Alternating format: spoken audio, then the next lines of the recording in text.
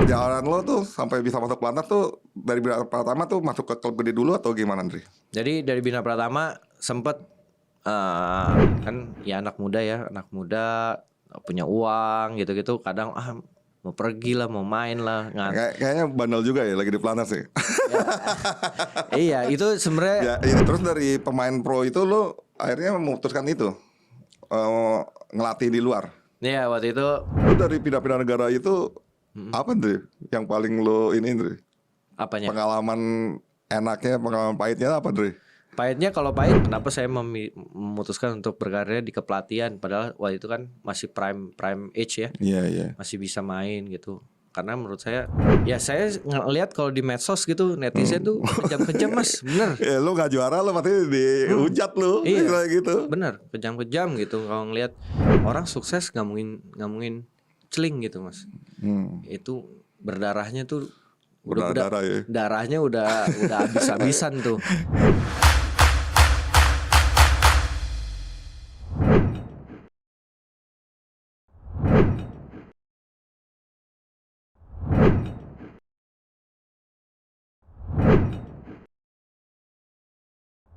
Andre Adistia, Ya, Mas Agung, thank you, makasih udah mampir diundang di channel gua nih. Makasih udah diundang.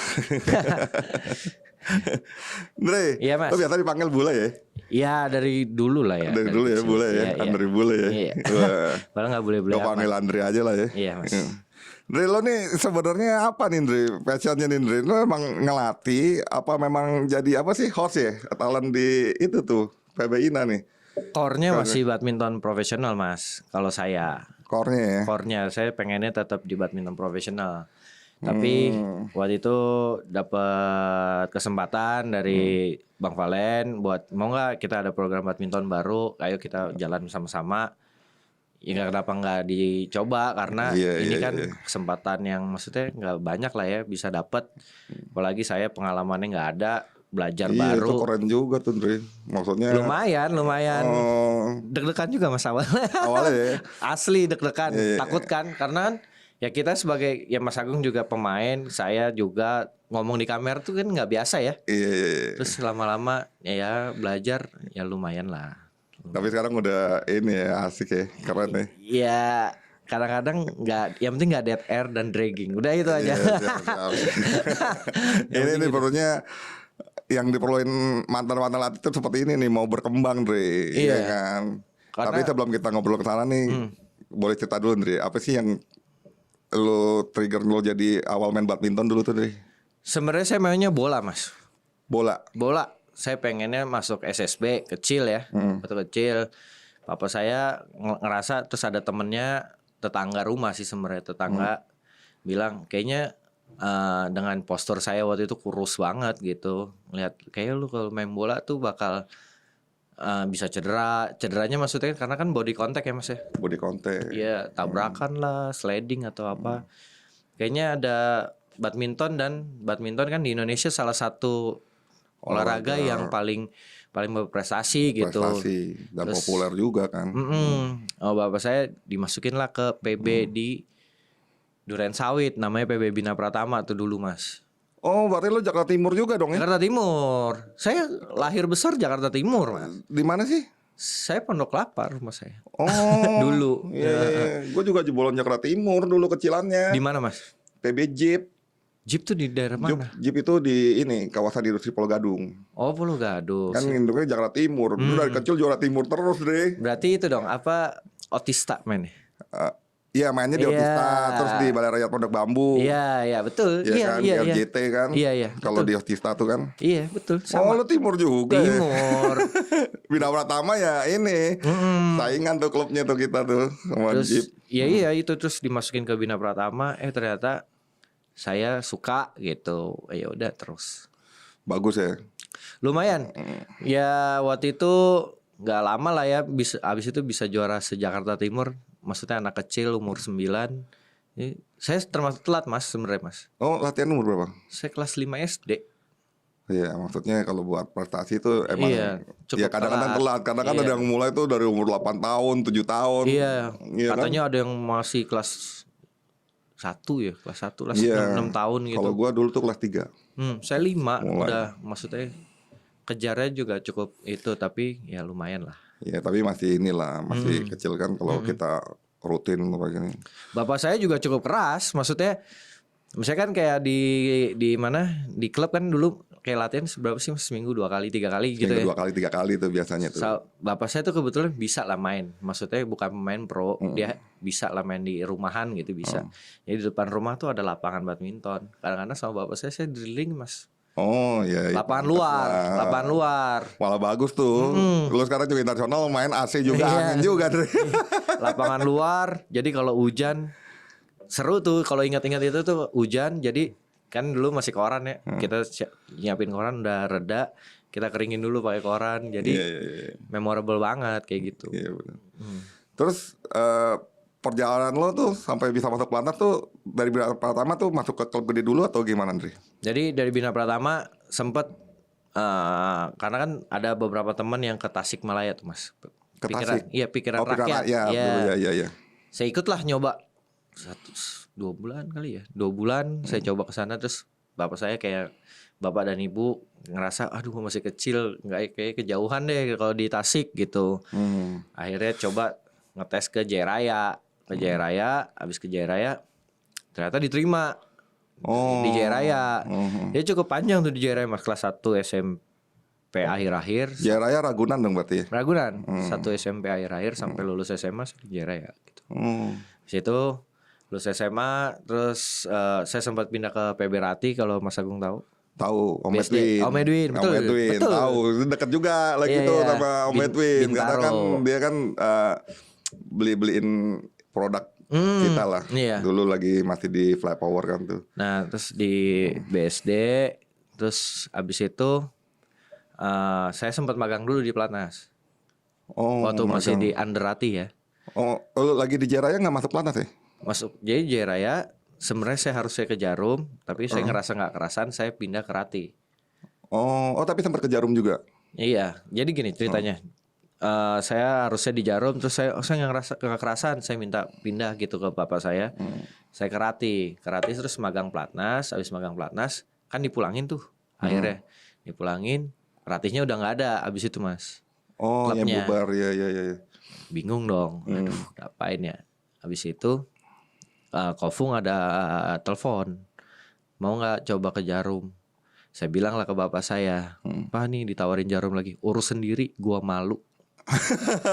Karena lu dulu pernah nolak ya, nggak mau ya. Urus sendiri, papa malu. Urus sendiri kalau mau. Ya udah. Terus saya ketemu sama Ko Anton jelasin, mau nggak masuk ke Jarum? Di Jarum gini plannya gini. Cobalah. Saya udah daftar kuliah mas waktu itu. Saya udah mau daftar kuliah. Akhirnya kayaknya boleh juga ya dicoba gitu. Coba deh 1 tahun, kalau emang enggak ya udah selesai badmintonnya, kita ke kuliah aja. Ternyata di Jarum saya 7 bulan. Saya seleknas, saya masuk nomor 2 waktu itu kan. Terus masuk ke Pelatnas. Berarti sebenarnya masuk Pelatnasnya lo juga agak telat Indri ya? Dewasa awal. Dewasa ya, udah maksudnya biasanya kan orang kan Taruna ya, tuh, karena kan biasanya tuh ada persiapan apa? Asia Junior ya kan. Betul. Tuh udah masuk dulu kan. Betul. Artinya lo sama kayak gue, lo agak udah telat lo masuk Pelatnas. Dewasa awal tuh saya masuk ya. Iya, masuk ke dewasa awal ya. Ya mungkin emang rezekinya aja pas ada jalannya bisa masuk seleknas. Padahal kan kayaknya harusnya biasanya taruna doang tuh mas. Wah itu saya bisa ikut nggak tahu juga tuh gimana. Iya. Ya kan karena apalagi lo pernah masuknya ke klub kecil dulu ya. Boleh dibilang Rati itu klub kecil loh. Iya betul. Kan karena kan lagi itu adanya Rati itu kan karena ada liga tuh. Betul. Iya betul. Kan? Lo makanya dipakai buat main liga ya. Iya. Istri gue kan ikutin juga Mbak Lina kan. Iya Mbak Lina main di Rati. Mainnya waktu itu di Kuningan kan. Di Kuningan. Sumantri tuh Gor Sumantri. Dari situ lo sempat magang malah jadinya ditawarin Jarum ya. Iya, ditawarin Jarum. Rezeki juga ya Ndre. Udah mau nyerah mas. Nyerah udah. Iya, mestinya sama lah. Gue dulu pernah ngalamin tuh. Nggak masuk Pelatnas, udah nyerah, udah ngelamar kerja, diterima kerja, tapi akhirnya nggak jadi juga. Karena pas habis lagi itu mesti keterima kerja tuh mesti masuk 1 Oktober. Jasa Marga tanggal 3 itu mesti ikut pertandingan Thailand. Izin nggak boleh, udah mundur aja kata bosnya gitu kan. Banyak tuh pemain badminton Jasa Marga kan, kan ada di tuh. Thailand juara, sebulan kemudian dipanggil pelatnas malah. Alhamdulillah. Iyalah, ada aja lah jalan. Ada jalan ya, mesti asal kita emang pengen, kalau emang suka mah ya maksudnya dijalanin gitu, pasti ada aja lah jalannya gitu. Berarti di pelatnas sempat berapa lama, Ndri? Kurang lebih 4,5, termasuk magangnya itu ya, berarti 4,5 5 tahun. Kurang lebih lah ya, kurang lebih gitu. Habis itu di pelatnas ya naik turun. Akhirnya saya keluar di 2000 berapa ya keluarnya? 2000 sekian lah, lupa saya tahun berapa keluar. Terus Mas Sigit telepon ya, karena saya under PB Jarum, ayo balik ke PB Jarum. Oh sempat balik ya? Balik ke Jarum. Balik, tapi waktu itu nggak tahu Mas mau main sama siapa. Nggak ada partner. Ya udah balik dulu. Nggak balik. Abis itu kebetulan liga tuh waktu itu, Jarum Superliga, Jarum Superliga. Akhirnya Gideon telepon waktu itu. Ya, dia akhirnya juga mutusin untuk mundur dari Cipayung waktu itu ya. Akhirnya saya main sama dia gitu. Oh sempat ya? Iya sama Sinyo. Sinyo ya? Iya, sama sempat. Gideon ya? Iya. Dre, selama lo di pelatnas Dre, apa ya yang paling berkesan Dre? Mungkin lo juara di mana apa gitu? Yang paling berkesan lo selama di pelatnas tuh? Ya pasti kalau masuk pelatnas mah kebanggaan ya Mas ya, gitu cita-cita gitu. Tapi kalau menurut saya sih yang berkesan ya sebenarnya India Open, karena India waktu Open. itu lu juara ya lagi deh. Runner up, harusnya runner itu up. bisa juara gitu. Tapi saya ngerasa karena umur ya, maksudnya saya baru di pelatnas, nggak lama saya bisa masuk final tuh. Maksudnya prestis banget buat saya, dan padahal di angkatan saya tuh belum ada yang di level itu. Saya udah bisa masuk GP Gold final tuh, salah satu yang kebanggaan bagus sih ya, di pelatnas gitu. Dulu kan ini ya Super Series, terus GP Gold ya. Kalau sekarang kan ya, Super 1000. Mungkin GP Gold itu dulu sekarang apa Mas? Mungkin sekarang Super 500 lah ya. 500 loh. Iya, mungkin gitu. Iya kan. Misalnya gitu. Lagi itu partner siapa tuh Ndri? Sama Christopher. Oh, kebayang kan tuh Naga tuh, Om Yakob tuh anaknya. Ya abis itu keluar, tapi saya ngerasa tuh sebenarnya ini gimana ya? Saya sebenarnya nggak nyesel sih Mas.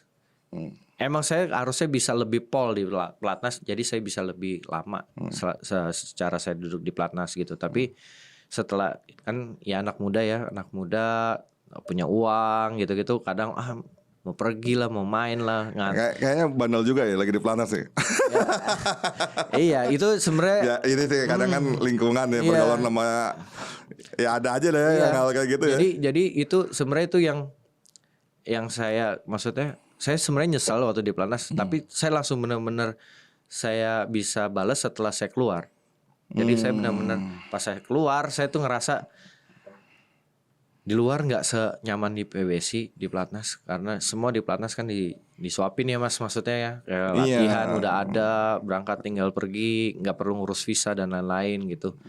Emang udah nyaman banget tuh latihan, lo tinggal melangkah doang kan. Waktu saya udah balik lagi ke Jarum, saya benar-benar komit, tapi saya memutuskan untuk tinggal di rumah. Oh nggak di asrama Jarum? Nggak di asrama, biar saya bisa sama bapak saya bisa kontrol.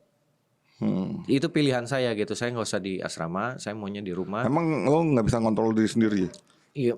Anak muda Mas, ada segala-galanya gitu. Maksudnya, ya mendingan bapak saya aja yang kontrol saya. Saya di rumah, saya balik, dan saya benar-benar harus nyetir mobil 4:30 pagi setiap hari. Jadi ngerasain perjuangannya lah ya. Iya. Nah setelah itu kan saya ngerasa, gue nggak bisa, harus maksimal, karena ini udah pilihan saya, ini kerjaan saya, jadi saya harus ya udah, kesempatannya seberapa lama sih adanya kesempatan ini, ya udah harus dimanfaatin gitu. Tapi alhamdulillah sih hasilnya oke selama saya di luar gitu. Selama di Bayan Jarum itu ya. Selama di Bayan Jarum hasil saya oke, saya masuk 13. Main kejuaraan dunia, main yang lain-lain tuh oke, happy. Lo di Jarum partner siapa Ndri? Setelah Masinyo saya main sama Hendra Age. Oh sama Hendra Age tuh di luar pelatnas ya? Di luar pelatnas. Si Age juga udah ini ya, Hendra Age. Ke Jarum juga, latihannya di Jarum. Oh iya. Jadi bisa juara Taiwan, bisa semifinal French Super Series, bisa juara back to back Vietnam, terus padahal prestasinya ya. Iya lumayan lah. Ya makanya karena kan itu yang saya bilang Mas, kalau kita benar-benar jalanin ya komitmen sama tahu diri, tahu keadaan harus kayak gimana, jadi harusnya sih bisa maksimal gitu. Iya, artinya kesadaran lu tuh dapet tuh setelah malah di luar pelatnas ya. Tapi kan masa transisi juga kan nggak gampang ya. Nggak Setelah gampang. di pelatnas yang serba ada, waduh ini ya ada lah awal-awal ngeluh jam 4:30 pagi harus nyetir gitu kan, Iya, ngantuk-ngantuk. perjuangan kan. Tapi kan kalau udah, Tapi hasilnya malah lebih bagus. Iya. Kalau berarti kan lu di pelatnas nih agak terlena nih. betul, Boleh dibilang nih. betul, Iya karena kan. karena ya udah enak banget Mas, Enakan nih. keenakan, terlalu enak lah menurut saya waktu saya ngerasain di sana, jadinya lupa diri gitu. Ya karena ini mungkin lingkungan kali ya. Iya. Mungkin lu pas dapet lingkungannya nih yang wah ini kayaknya happy terus nih, kayaknya enak banget nih. Padahal itu harusnya kita bisa kontrol sendiri loh. Iya, mesti ya bersyukur ya lu dapat kesadaran itu juga kan setelah di luar Jarum ya. kan. Lah dari Jarum itu lu kan prestasi Dre, ya kan? Berapa lama tuh lu di BN Jarum? Berapa ya? 2 tahun? 3 2 tahun. Iya, 3 tahun. Itu berhenti kenapa di BN? Tapi emang harus disadarin terakhir karena saya ngerasa saya juga main rangkap kan. Akhirnya saya main mix mix juga. sama Vita. Oh, sama Vita. Ya. Jadi harusnya kalau harusnya saya harus pilih salah satu lah. Karena saya waktu itu ngerasa masih muda, masih kuat. Padahal main di level Super Series menurut saya tuh agak susah Mas mau main rangkap gitu. Karena kan dengan kualitas pemain yang bagus-bagus, kita juga harusnya bisa ngukur diri. Tapi saya main rangkap, saya jadinya cukup sebenarnya turun tapi nggak terlalu signifikan gitu. Tapi grafiknya turun gitu. Akhirnya di stop beasiswanya. Ya udah. Emang di stop ya berarti ya pas turun. Tapi itu saya juga maksudnya legowo juga loh Mas. Ya udah kan ditanya prestasi tahun ini turun. Saya tanya apa alasannya, ya untuk regenerasi yang lebih anak-anak yang kecil-kecil, yang muda-muda kesempatannya lebih banyak. Saya juga nggak apa-apa, secara kesempatan yang dikasih juga udah banyak. Udah bagus ya. Iya udah banyak, tapi emang finishingnya nggak sesuai harapannya nggak aja. Maksimal lah. Iya. Artinya nggak maksimal lah ya. Betul. Ya karena mungkin faktor usia juga lah. Banyak faktor lah ya. Banyak, hal kayak gitu ya kan. Mas. Kadang kita juga kalau udah apa-apa sendiri tuh emang kadang-kadang tantangannya tuh lumayan Indri. Betul. Iya Kan? Nggak gampang lah buat jadi pemain pro. Terus dari pemain pro itu lo akhirnya memutuskan itu ngelatih di luar.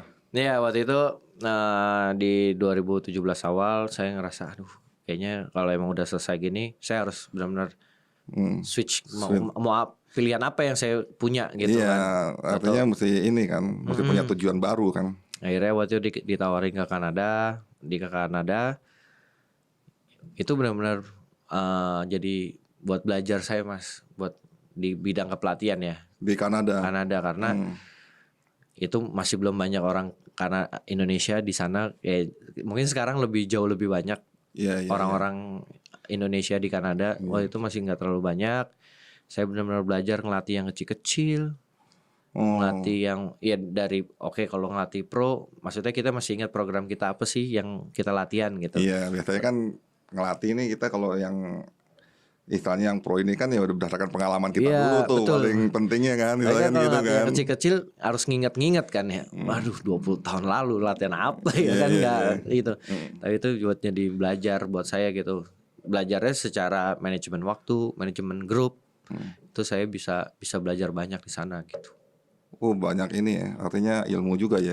Jadi istilahnya kan lo masuk ke suasana baru kan, ke daerah belajar, baru, budaya baru lagi kan. Dan paling kerasa nurunin ego sih Mas. Nurunin ego ya. Iya, kita mungkin jadi sebagai pemain mungkin pernah di titik lumayan lah ya, mungkin nggak stop mungkin Tontowi atau Asan yang di top. Layer 1, saya mungkin di layer 2 deh, di top 15, tapi kan lumayan ya, nggak parah-parah banget lah main badminton. Iya, tapi maksudnya banyak fansnya juga. Udah gitu ganteng lagi nih Pak ini.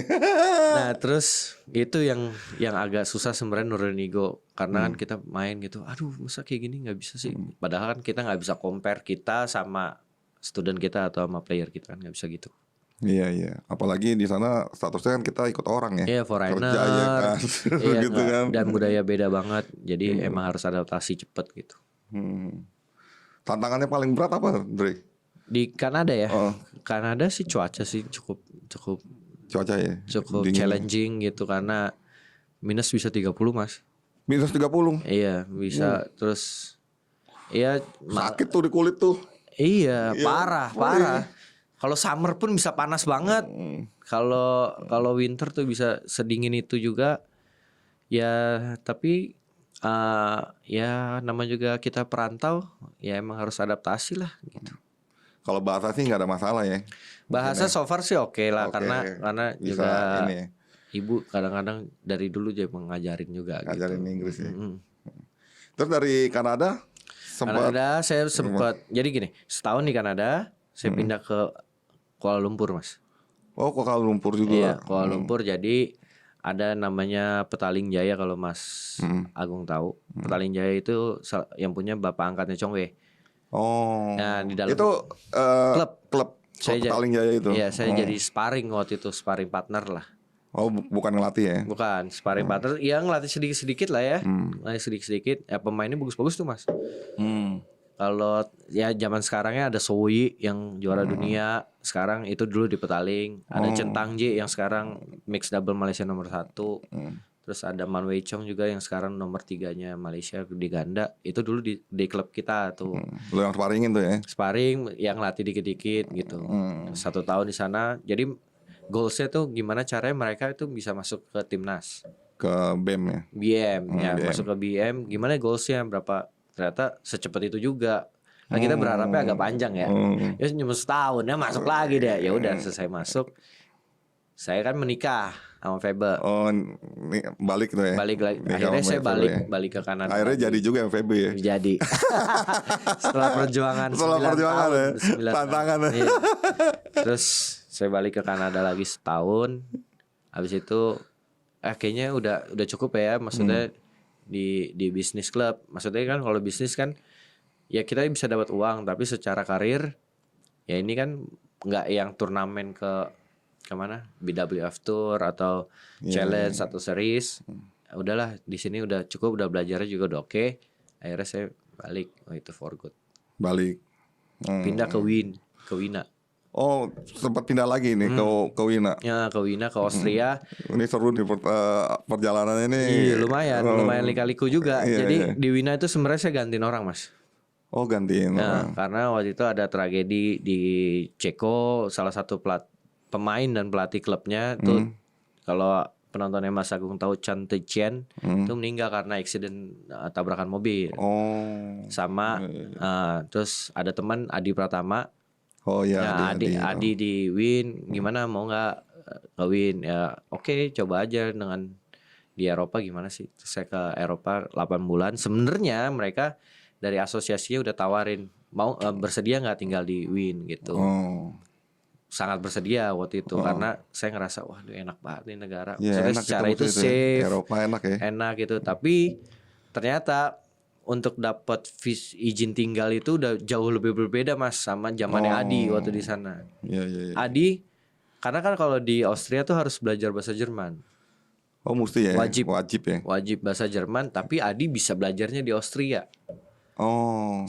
Pas di zaman saya waktu itu mau apply, saya harus belajarnya di Goethe Jakarta selama 8 bulan. Oh, itu terlalu lama buat saya gitu. Ya berarti lo nggak ada kegiatan dong ya, nggak ada kegiatan. Iya, nggak bisa mau ngapain gitu. Zaman saya harus sekolah doang. Tapi digaji nggak kalau di kayak gitu? Kayaknya enggak deh. Enggak ya. Nggak Tapi ada nggak sempat omongan nanya. gitu, nggak ada omongan sampai kayak gitu. Maksudnya tanyain aja kalau gaji tetap jalan tuh jalan deh. Iya. Terus akhirnya ya udah balik. Akhirnya pindah ke China terakhir gitu. Oh, ke China lagi. Nggak lagi di Wina itu lo jadi pemain apa? Jadi main liga sama ngelatih klubnya yang liga itu gitu. Oh. Selama 8 bulan 1 season. Ya biasanya kan gitu tuh di Eropa kan liganya bagus ya. Iya, liganya ya kayak liga bola ya, namanya juga sama Bundesliga gitu. Bundesliga juga ya. Iya. Wah, Seru. seru ya. Enaknya gitu ya. Jadi pemain badminton tuh. Ya bisa ngerasain. Karena emang sebenarnya dihargain ya, Ndri ya. Kita ya kalau atlet badminton ya. Iya, Di Indonesia luarnya. ya salah satu yang pemainnya mungkin paling banyak kali di negara lain gitu. Iya, banyak yang keluar loh. Apalagi sekarang Cina nih. Cina banyak loh, dia lagi nyari pemain itu Iya, ya. Lo kan bisnis klub kan, karena bisnis klub ya. pemainnya mostly kan bisnis klub gitu. Terus lo gimana Ndri? Bisa dapat ke Cina itu dulu? Saya nggak tahu mas kalau ditanya itu mas. Tahu ada orang telepon saya, mahasiswa Indonesia nawarin saya ngelatih di Tsinghua, udah itu doang. Saya nggak tahu itu dia dapat dari mana nomor saya, gimana cara. Berarti dia mungkin lo pernah pertandingan di Cina, dia tahu lo kali. Mungkin kali ya. Saya nggak tahu. Iya kan? Kalau ditanya itu gimana bisa ke Cina, ya itu mahasiswa. Jadi dari si bos klubnya itu tanya ke saya, akhirnya dia kontak saya, pokoknya telepon. Itu sekolah sih waktu itu, sekolah olahraga ya. Oh, Jadi nggak jatuhnya terlalu bukan di bisnis klub ya, bukan di klub ya. Di misalnya Ragunan kita Ragunan lah, ya. Bukan Platda ya, Ragunan bukan Platda sekolah. ya, jadi memang sekolahnya ya, sekolahnya. olahraga. Karena emang jenjangnya Platnas mungkin dari sekolah itu, Iya, olahraga itu juga ya. Dari klub ke sekolah, sekolah ke Platda, Platda ke timnas kan, gitu. Di Cina ini full ngelatih. Full ngelatih 1,5 tahun. Waktu itu saya ada kepotong 6, jadi 1,5 tahun, kontraknya 2 tahun, kepotong 6 bulan karena pandemi. Saya sempat pulang di Indonesia 6 bulan. Habis itu saya balik lagi ke China untuk nyelesain kontraknya. Mereka udah kasih offer sampai 2024, tapi ada regulasi negara yang nggak bisa bawa anak kecil waktu itu mas. Oh iya. Iya nggak bisa ngasih regulasi anak kecil, jadi saya mikir ya udah saya for good aja dari China. Pas balik ada KJA waktu itu ditawarin, ya udah berkarir pertama kali di Indonesia. Oh dari Cina tuh balik ya. Padahal teman kita loh Ndri ya di Cina itu bisa dapat bawa keluarga loh Ndri. Si Erda, tahu nggak Erda? Iya. Sebenarnya apa kakaknya si Dana ya? Iya. Oh. Sebenarnya sebelum pandemi saya Feby juga udah ikut di Cina. Oh, jadi udah. karena saya dimanapun saya itu saya harus berdua gitu. Saya nggak mau long distance. Tapi kan ini jarang juga kan yang bisa kan. Kalau untuk bawa keluarga. Iya. Ya pasti tergantung negosiasi kan. Gitu. Negosiasi sih. Kalo tapi jarang yang mau loh. Bargaining pointnya bagus, harusnya mau dia. Iya, waktu itu perlu lu tuh. Iya, penting lu tuh buat dia tuh. Waktu itu kalau misalkan bisa mau tuh. So far juga sampai sekarang pun komunikasinya bagus sama orang China gitu. Oh masih komunikasinya? Masih banget. Dia masih cari-cari pemain dong, Dri. Kalau lu nggak cari? Cari pemain saya ada lah, bantu temen beberapa yang berangkat gitu. Tapi saya lupa provinsi kan banyak banget ya, mas. Saya lupa namanya gitu. Tapi so far dia bilang anytime you need you can come katanya. Wah jadi, enak dong ya. Iya lumayan. Gitu ya. Lumayan. Kemarin juga ada tawaran dari beberapa negara lah. Tapi saya masih ternyata enaknya di Jakarta gitu. Karena kan saya setelah retire saya benar-benar nggak di Jakarta mas. Benar-benar saya setelah retire saya langsung ke Kanada. Saya pindah ke Kuala Lumpur saya pindah Kanada lagi, saya pindah ke Wien, saya pindah ke Cina. Iya sempat ini juga tuh istilahnya ya kalau buat gue ya kan kita jarang ketemu ya kan si Andre kok kagak pernah nongol kemana gitu loh. Jadi cuman emang ada tahu juga sih lo di Kanada tuh gue tahu juga tuh. Jadi emang benar-benar baru 22 lah hitungannya Januari saya baru di Indonesia. Gitu. Iya. Lu dari pindah-pindah negara itu apa Ndri? Yang paling lu ini Ndri? Apanya? Pengalaman enaknya, pengalaman pahitnya apa Ndri? Pahitnya kalau pahit China waktu COVID mas. Itu benar-benar kerasa tuh. Ngelihat buka jendela nggak ada orang, kayak Zombieland. Bener, itu mah kerasa banget. Saya benar-benar berjuang buat balik. Buat berbalik itu harus naik kereta kan, karena kan kota saya kan nggak ada bandara saya harus ke Hangzhou gitu. Jadi itu naik kereta, di dalam satu kereta nyaman 3 orang mas, saya, Fable sama orang foreigner juga yang mau pulang kampung tuh orang. Jadi itu benar-benar gila nih sepi banget, dan syukurnya itu bisa balik waktu itu. Iya untungnya ya. Saya balik airport tutup.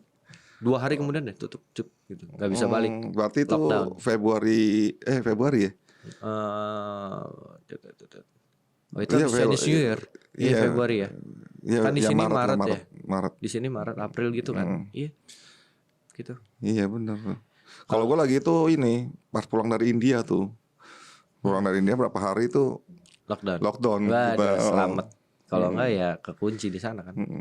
Kalau happy-nya negara-negara lain ya bisa belajar banyak culture sih Mas gitu. Iya. Iya. Jadi tahu lah. luas ya wawasannya Iya. Andre. Terus jadi ya secara networking sama negara lain pun juga punya ya sampai sekarang sama teman-teman yang di Malaysia, even sama Wui yang sekarang udah pemain, udah juara dunia, udah bronze Olimpik, kalau ketemu tuh masih abang masih kayak gitu. Jadi ya happy juga gitu, banyak teman, banyak relasi gitu. Sampai Kanada pun juga. Ya, jadi sekarang yang di Kanada dulu pemain, sekarang dia juga masih main, masih race Olimpik 2024, namanya Adam Dong. Dia sekarang punya klub di daerah agak bukan di Toronto ya kan. Kalau banyak kan di Toronto tuh Mas. Kalau di Kanada, iya. Ini di daerah agak side di tengah, namanya Burlington. Kalau Mas Agung tahu, dia punya klub. Saya ditawarin jadi direktur teknik, mau nggak gitu? Saya pikir ntar dulu deh, saya buat sekarang saya. Iya. Ya di sini lo juga udah mapan juga kan sekarang. Ya merintis sih sebenarnya Mas, karena Iya sih. semuanya baru kan gitu. Iya bagus merintis dari sekarang, hasilnya kan nanti. Iya, karena saya mikirnya gitu. Sebenarnya ya kenapa saya memutuskan untuk berkarir di kepelatihan, padahal waktu itu kan masih prime age ya. Iya. Masih bisa main gitu. Karena menurut saya mulainya dari awal aja gitu. Iya benar.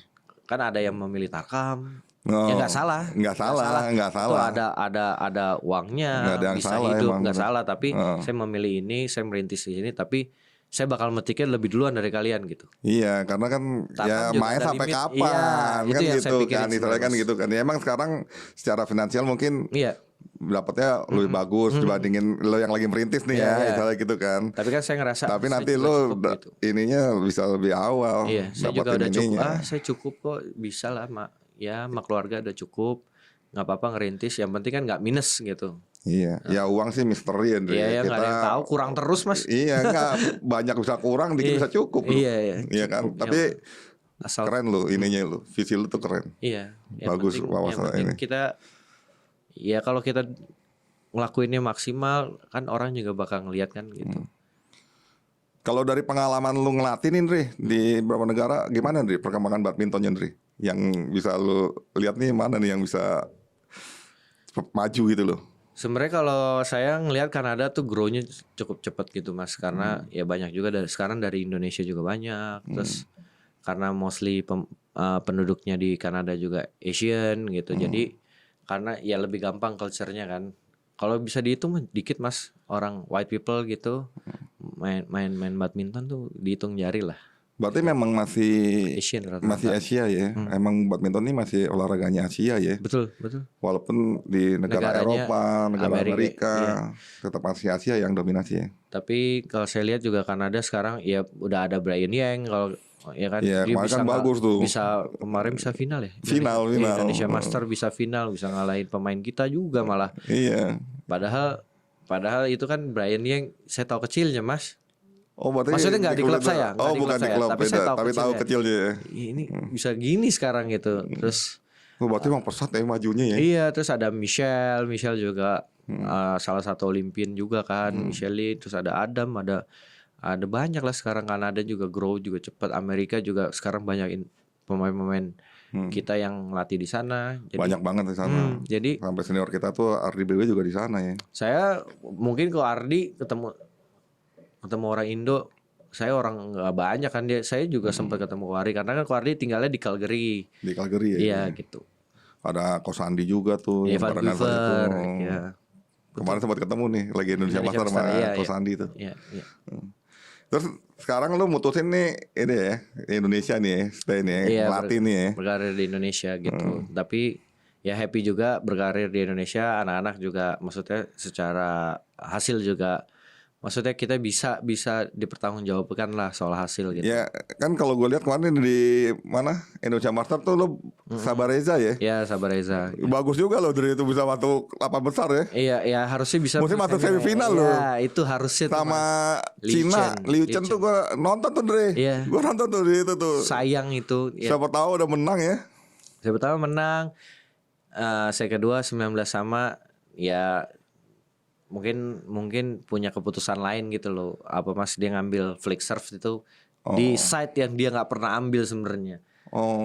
Itu padahal pas mereka ngadep ke saya bilang tenang aja dulu, nggak usah buru-buru. Saya bilang gitu karena ini momentumnya lagi di kita nih, kan kita lagi ngejar tuh waktu itu jadi 19 sama. Dia ngambil mau lebih cepet poinnya gitu. Dapat poin. Iya, tapi nafsu. Ya, tapi itu ya di side yang kalah angin juga.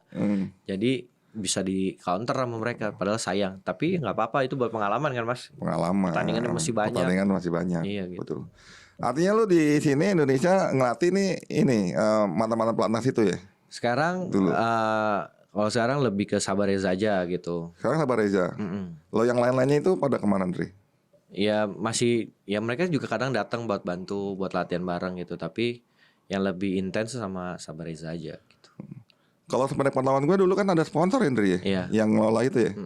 Sekarang masih? Sekarang udah sama salah satu brand makanan kan gitu. Jadi ya udah kita Sabar sama Reza yang ngatur sendiri semua gitu sendiri. Oh, berarti itu kan ini warung steak itu kan, dia maksudnya lebih ke individu kan? Iya, individu. Kalau lagi itu kan yang KJA ya, itu kan soalnya kan kolektif ya. Iya.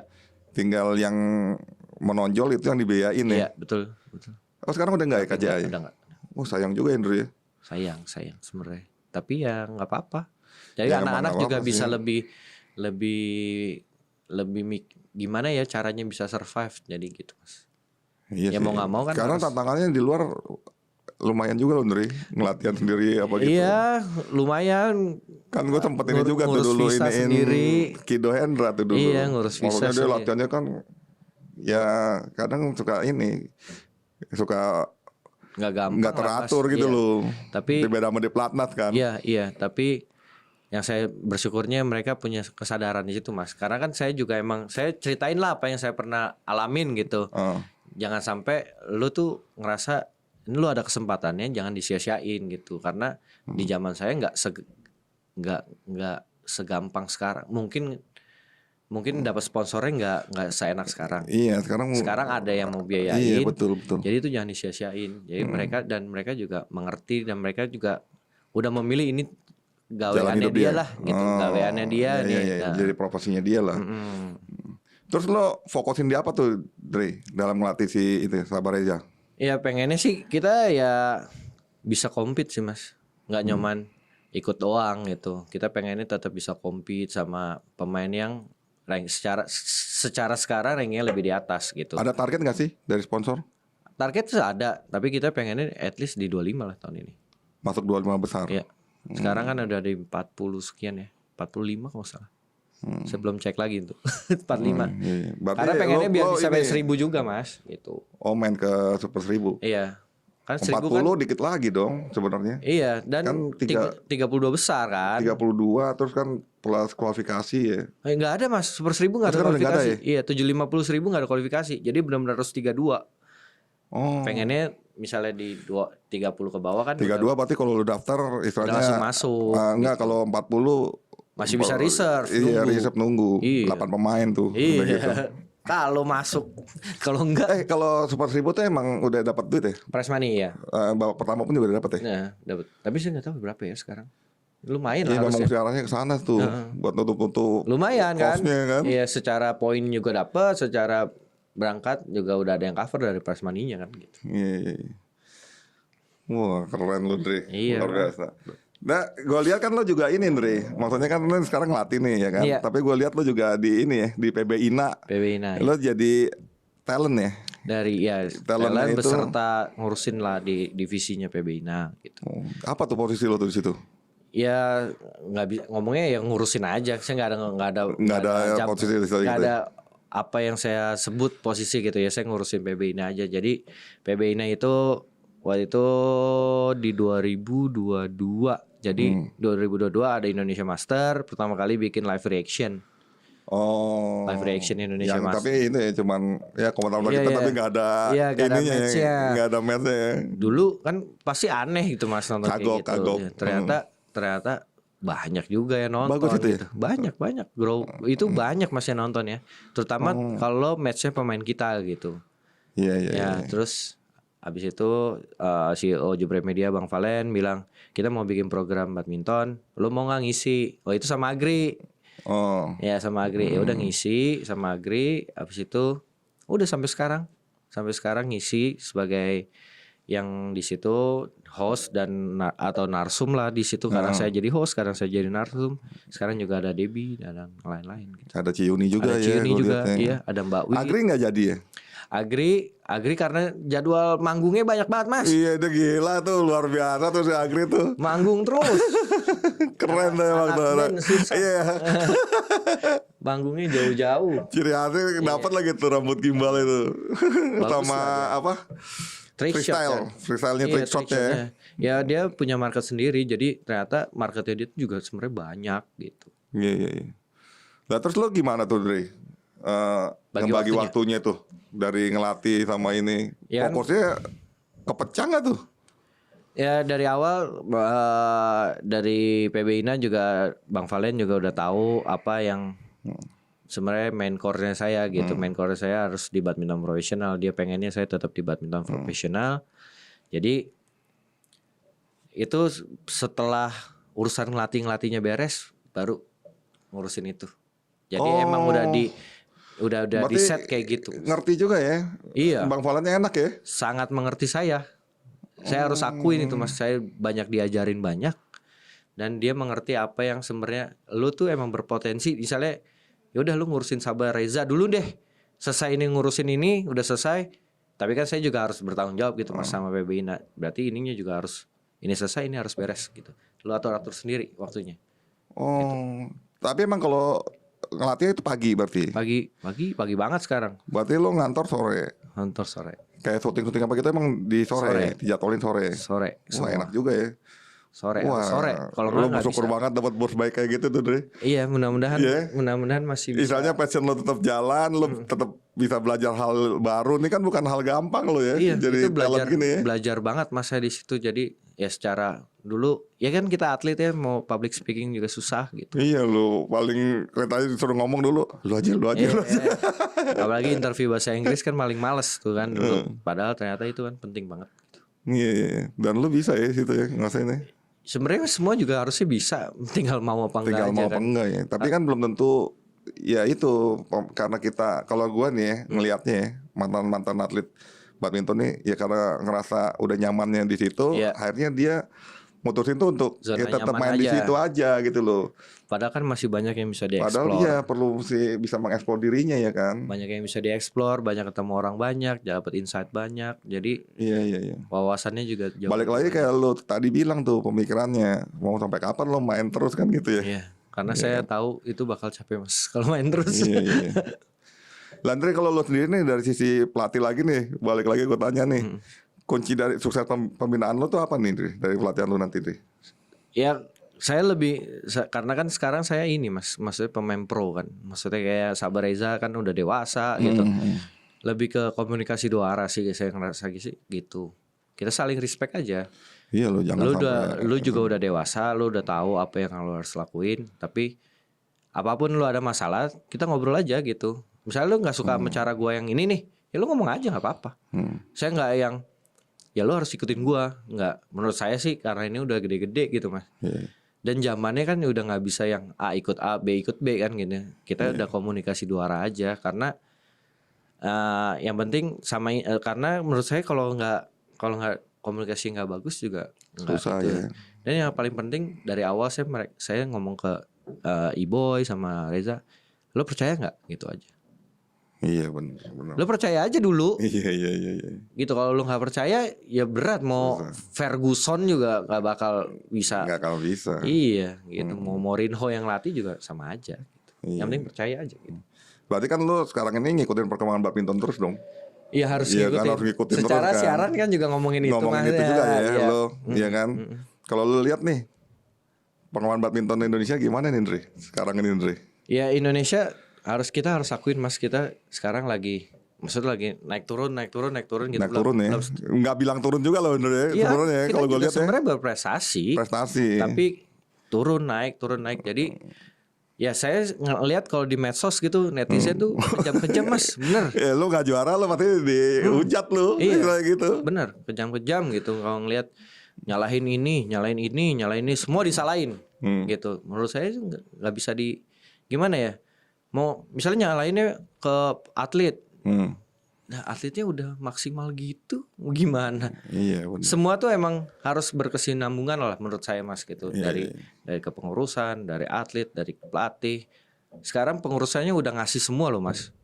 Iya. Yang pengurusan sekarang ya, saya ngelihat kalau saya sebagai orang netral dan di luar deh, saya nggak tahu gimana di dalam, tapi secara fasilitas bagus banget Mas. Bagus ya sekarang ya. Sport science ada, Iya betul. terus gizi ada, pengiriman bertanding nggak kurang-kurang Mas. Dan ini Indri, kemarin gue sempat ngobrol tuh sama yang pelatih pertamanya nih ya. Itu bagusnya sekarang tuh udah jelas tuh Indri. Nah, Pengirimannya lu. iya. Setahun dikasih Misalnya 8, 10. ya kan. Gue bilang enak dong lu ngelatih sekarang dibandingin zaman gue dulu, zaman kita dulu gue bilang gitu. Karena kan dulu satu angkatan lah. Iya. Dulu kan susah nunggu Dre. Nggak ada tahu kita mau kemana gimana, terusnya latihan aja lu disuruhnya. Iya. Jadi menurut saya tuh nggak bisa nyalahin pengurus doang.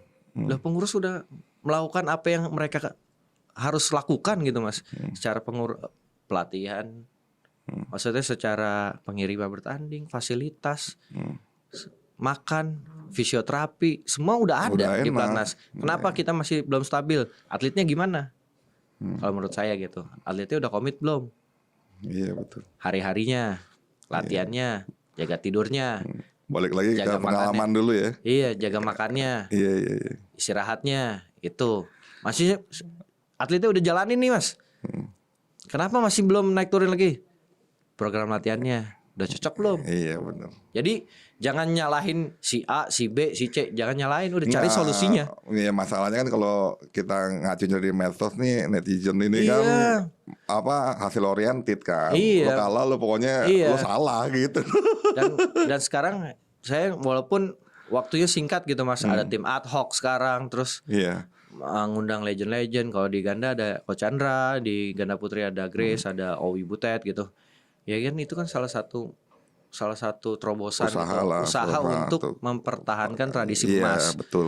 Dan itu gua ini banget tuh. Iya maksudnya itu harus diapresiasi gitu. Dan keren itu. Dan menurut saya juga jangan nggak bisa sekarang udah ada terus besok harus langsung juara, itu kan nggak mungkin. Itu kan perlu proses. Walaupun ya udah sekarang biarin mereka bekerja dulu, hasilnya kita lihat di Olimpiade. Yang penting kan goals utamanya Olimpik kan. Ya udah di Olimpik kalau menurut saya sih gitu. Iya. Nah kalau dari perjalanan kayak gini nih Indri, istilahnya lo kan perhatiin nih buat badmintonnya kan Indonesia gitu. Saran lo apa Indri kalau buat atlet-atlet muda yang di klub Indri, kalau yang mau jadi pemain profesional? Sama ya di atlet lab sebenarnya emang ya sekarang emang harus bersaingnya harus sudah gila-gilaan gitu Mas. Karena rata-rata sekarang yang masuk ke pelatnas pun umurnya udah harus di bawah 17 rata-rata gitu kan. Jadi emang harus udah bisa berkompetisi. Jangan nggak usah ngomong sama negara luar dulu, sama teman seklubnya aja dulu kompetisi gimana. Ya. Iya. Terus baru ke ini dong. Iya, ntar baru Sirnas. Ntar gimana hasilnya di Seleknas. Yang penting emang nggak bisa ngomong semua dipaksa wonderkid di umur yang sama Mas. Ya dulu mungkin Mas Agung prime-nya di umur 25 atau 27. Tapi kan ada juga yang prime-nya di umur 21 gitu kan. Iya, lebih betul. cepat gitu. Jadi ya udah do the best aja gitu, dan kesempatan atlet ada masa tenggangnya lah. Kapan sih prime waktunya yang kita nggak tahu gitu. Ya udah lakuin aja yang emang kalau lo emang passion jalanin gitu. Iya. Cuman kan yang kadang tuh jadi masalah nih ya kalau di badminton yang di klub apa gini kan karena ngejar apa ya prestasi lah atau beasiswa apa gitu suka ada itu Ndri, pencurian umur Ndri. Ngalamin nggak lagi lo main dulu? Iya ngalamin gitu, tapi mungkin menurut saya sekarang jauh lebih bagus gitu Mas. Nggak separah mungkin di era tahun 90-an atau 2000 awal gitu. Sekarang jauh lebih bagus karena kan emang udah ada apa sih sekarang SI ya. Sistem informasi gitu, dan ya mungkin udah lebih tertib gitu. sebenarnya nyolong umur kalau menurut saya gitu ya Mas.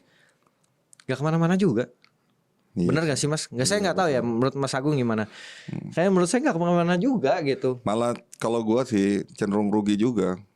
Karena dia nggak ngedapetin nanti itu ini peak performance-nya gitu Betul, loh. betul. Iya kan? Iya, misalnya umur pemula terus mainnya di anak-anak ngapain?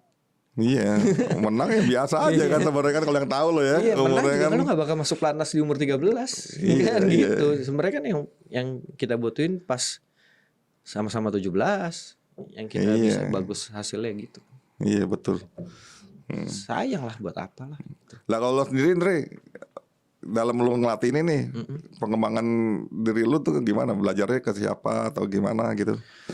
Saya nggak malu untuk nanya ke pelatih senior sih. Gitu. Jadi ya kalau ketemu turnamen gitu ya sama Coach Nova, saya suka nanya gitu, Om gimana sih kayak gini. Terus atau Bang Amon atau Koar pun kalau ketemu di turnamen suka Koar ini gimana ya gitu. Karena kan mau gimana pun mereka jauh lebih experience dari saya gitu. Iya. Jauh. Berarti lo belajarnya autodidak itu aja? Ada ngambil sertifikasi nggak apa gimana itu? Iya, saya ngambil BWF dong. Ambil ya? Ya ngambil udah level 1 ya. Karena sebenarnya saya pengen ikut level 2 gitu, Mas. Tapi belum ada kan di sini di Jakarta belum ada gitu. Jadi ya learning by doing, tapi ya emang harus belajar aja gitu. Karena ngelatih kayaknya nggak ada selesainya belajarnya gitu. Karena kan update terus, Mas. Tapi kan maksudnya kalau lo ngelihat nih dari lo ngelatih nih, itu tantangannya lebih berat dari mana tuh? Dari masalah sisi teknik, fisik, apa mental? Kan 3 tuh. Indonesia. Ya yang lo lah, yang lo pegang ini nih misalnya. Iya kalau yang kita terutama di pro itu mindset sih Mas sebenarnya. Mindset ya, Iya, berarti mental iya, gitu. mindset karena kita udah keluar dari timnas gitu, tapi mindsetnya gimana sih lu masih mau compete nggak gitu. Itu yang sebenarnya agak susah kan, lu masih ada fire-nya nggak gitu. Kalau udah nggak ada ya sebenarnya buat apa kan dipaksa gitu. Mendingan lu cari jalan lain yang emang yang bisa buat karir lu setelah ini gitu. Kalau emang lu masih ada fire-nya, ya udah ayo jalanin sama-sama gitu. Iya. Berarti kan ya memang ya mesti banyak komunikasi juga ya, balik-balik seperti itu ya kan. Jadi lo kan tahu nih pemikiran dia seperti apa gitu. Iya dan ya kita harus benar-benar kenal sama karakternya pemain sih gitu. Iya. Karena ngomong sama si A dengan ngomongnya gini nggak bisa. Ngomong sama si B bisa ngomong dengan to the point, straight to the point bisa. Kalau sama si B harus goyang dulu tuh ke kanan, ke kiri, goyang kanan kiri, baru itu bisa. Iya. Nah, karena kan beda-beda. Berarti lo mendalami juga nih masalah apa ya karakter pemain ya. Ya karena, dari komunikasi itu ya jadi paham ya. Iya karena kan ya mungkin juga karena sering ngobrol. Iya benar karena sering ngobrol gitu ya Mas. Jadi ini orang begini ya, tipikalnya gini ya gitu. Kalau dari sisi karir lo nih Ndri, yang sekarang kan lo kan nih main di media juga lah ya kan, boleh dibilang ya kan. Itu apa tuh Ndri yang peran pentingnya nih buat badminton Indonesia nih? Ya sebenarnya kalau dari industri entertain badminton ya Mas kan juga banyak ya celebrity match gitu. Iya sekarang bagus loh Ndri. Iya dan itu kan secara industrinya naik sebenarnya. Naik. Ya tinggal yang pemain pro bisa berprestasi bagus. Industri juga makin sustain gitu. Iya betul. Jadi semuanya nggak nyaman pro ya, yang amatir, yang celebrity, yang fun game, dari toko sport, dari apapun, jadi industrinya naik, jadi semuanya bagus gitu. Jadi ya semoga ya, kita juga tetap masih di level yang paling tinggi lah di badminton. Terus apa tuh Ndri yang lo nikmatin Ndri dari profesi lo ini jadi host talent ini nih? Nikmatin banyak ketemu orang-orang hebat, banyak ketemu yang maksudnya yang kita nontonnya dulu di TV gitu. Jadi ya let's say Arafi gitu. Saya juga itu sempat ngelatih Arafi gitu. Jadi ketemu ini orang hebat banget gitu. Emang kerja keras gitu. Jadi bisa banyak lihat karakter yang lain yang mungkin saya nggak ketemu nih sama dulu di zaman saya di zona ini. Tapi di zona ini sekarang saya ketemu orang yang karakternya ternyata bisa sekerja keras itu. Jadi misalnya lu nggak ngelihat dia hasilnya sekarang ini aja ya. Bahwasanya tuh di baliknya itu tuh emang ada kerja keras lah ya, soalnya gitu ya kan. Ya orang kan taunya kan gitu, kadang kan mentang-mentang ya apa dia karena ini aja gitu kan. Karena menurut saya juga orang sukses nggak mungkin celing gitu mas. Itu berdarahnya tuh Berdarah ya. darahnya udah habis-habisan tuh. Ya sama kayak kita lah dulu lah. Tapi Ya kan kita keringat. tahu pas momentumnya gitu, yang kita bisa terbang tinggi gitu kan. Tapi kan yang orang nggak tahu, lu udah di atas gitu. Padahal kita berdarah, jatuh bangun lagi, wah keseret-seret lah. Aduh, itu yang Wah luar biasa nih. Lu sekarang apa ya? Kesadarannya pemahamannya nih udah keren banget nih sekarang ya. Ya lumayan lah belajar. Proses lah ya dari pelajaran nih gitu ya. Proses karena ya sebenarnya mau nggak orang berproses gitu, tinggal Iya gitu benar. aja. Yang nggak sabar di situ sebenarnya. Iya, karena ya Maunya taunya jadi aja gitu. padahal kan Terkadang tuh netizen juga gitu tuh, tak maunya tuh ya kan. harus berproses, semua nggak bisa mas. Iya. Pesan dong Dre, terakhir nih Dre. Nih kita udah asik banget nih ngobrol nih. Keren banget nih, gue seneng banget bisa ngobrol sama lu nih. Ya buat apa mas nama itunya fansnya? Saya panggilnya Pak Emae. Buat Pak Emae ini apa? Ya harus nikmatin prosesnya. Jadi karena hasilnya tuh pasti nggak instan dan nggak gampang gitu. Nah, proses itu ada di second win ini. Wah. Masuk. Ya gitu. Jadi ya emang nikmatin prosesnya. Buat pemain badminton juga harus berjuang lah, karena buat jadi pemain top ya nggak gampang banget gitu. Banyak yang harus, dan harus menurut saya harus kuat mas. Nggak cuman fisik ya, secara mental. Udah juara pun mentalnya itu harus kuat. Tak belum pressure, belum tekanan dari ya netizen yang pengennya juara itu kan nggak gampang gitu. Jadi betul. Jadi pemain emang harus kuat secara mental, fisik dan lain-lain, kerja keras. Kalau emang udah ya jangan ada penyesalan. Iya gitu. betul. Karena kalau udah maksimal kan, dan itu pun nggak sesuai ekspektasi, paling nggak udah maksimal lah gitu. Jangan harusnya gue bisa gini nih. Nah itu tuh yang jangan sampai lah gitu. Gitu aja. Artinya kalau buat lo nih, gue lihat lo udah clear nih Dre ya. Maksudnya second win lo nih ya.